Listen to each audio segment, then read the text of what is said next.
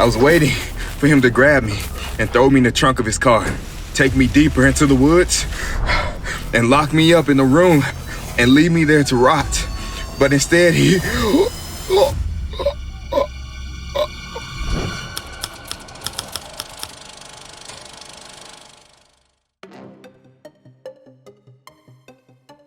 So, you know what really grinds my gears? These amazing teen shows that are just so relatable with their super realistic portrayal of high school life. I mean, who doesn't love watching a 30-something-year-old actor perfectly embody the struggle of staying out all night, breaking curfew, and solving major crimes? I mean, it happens to everyone, right? And let's talk about those epic high school parties that everyone attends. Yeah, because in the real world, my high school was basically a non-stop rager. We were throwing wild parties left and right, just like these shows. That never happened. And special occasions? Nah. Every day was special in TV high schools. Oh, and have you noticed how flawlessly perfect these teens are? I mean, come on. Really? Who needs acne or imperfections? In the real world, 90% of us are battling pimples. But apparently in TV La La Land, they've discovered a magical potion of perfect skin. It must be a hidden ingredient in that unrealistic breakfast they have time to grab before school.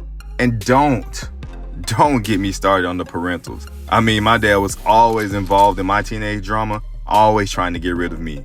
But in these shows, parents are like personal assistants, handling their teens' crises with ease. I wish my dad had time to solve crimes and reconcile with my mom between breakfast and first period. And the miraculous time management skills of these characters. Meeting up with friends, having a leisurely breakfast, and casually strolling into a few shops all before the first bell rings. Put it there. Meanwhile, in the real world, I was lucky if I could drag myself out of bed, let alone solve a crime or find my keys. But you know what was worse for me? Breaking curfew.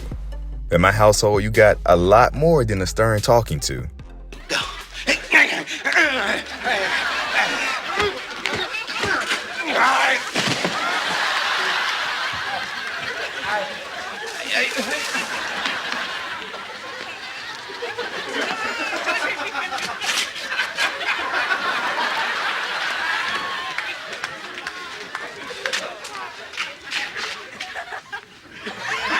It was a one-way ticket to the black belt.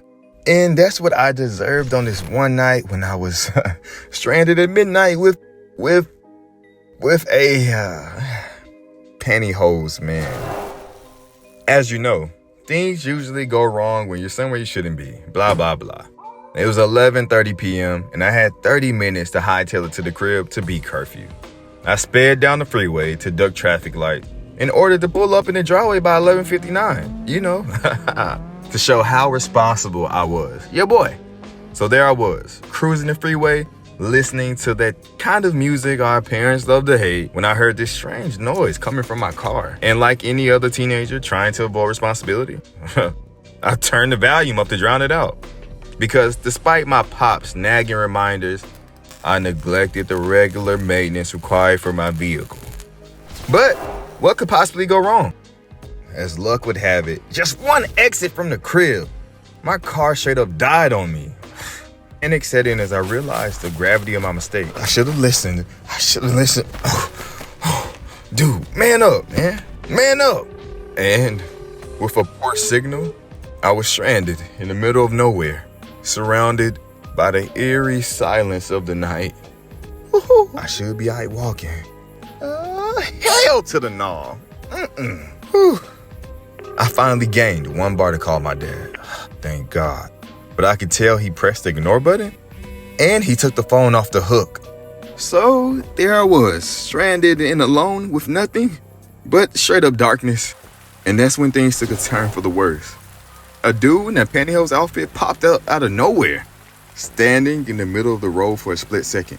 I blinked and this fool disappeared. Instead of freaking out even more and checking to make sure the doors were locked, I decided to step out of my ride. Hello? Wait, is that? How'd he? Oh! The Pantyhose Man reappeared, but in a red car. He slowly got out of his car and didn't bother to say a word. The pantyhose guy straight up stared. Now, I don't know about you, but I'm pretty sure anyone would be wetting their pants by now.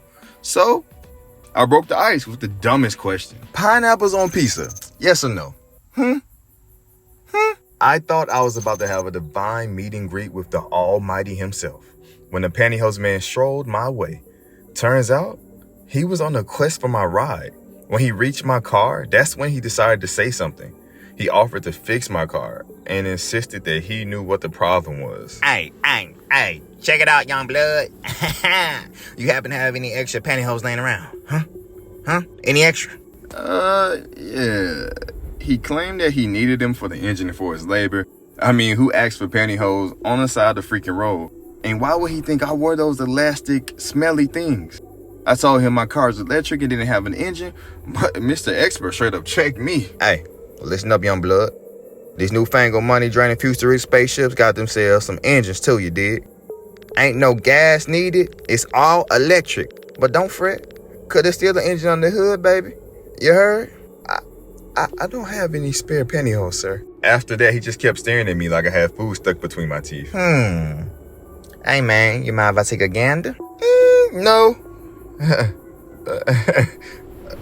Maybe? But this weirdo inspected the inside of my car anyway. Like I was lying. I was waiting for him to grab me and throw me in the trunk of his car, take me deeper into the woods, and lock me up in a room and leave me there to rot. But instead, the Pantyhose Man warned me about talking to strangers out in the middle of nowhere. Okay. I mean, come on. Who was the real stranger danger here? In the end, he gave me a creepy smile, had missing teeth, but he drove off. Thank God. I immediately searched for a tow truck company with one signal, got in my car and locked all the doors until they pulled up. And when the truck arrived, I scurried to the passenger side of the truck. I didn't think to look. The tow truck guy had on his uniform. Looked safe to me. At last, the tow truck driver hooked up my ride and I was one step closer to getting home and in my bed by 3 a.m.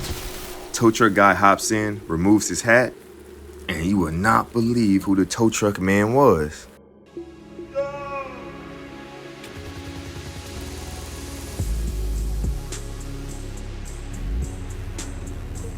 Hey, what's up, man? Make sure to subscribe and drop in the comments that one time when you really should have heeded your parents' advice.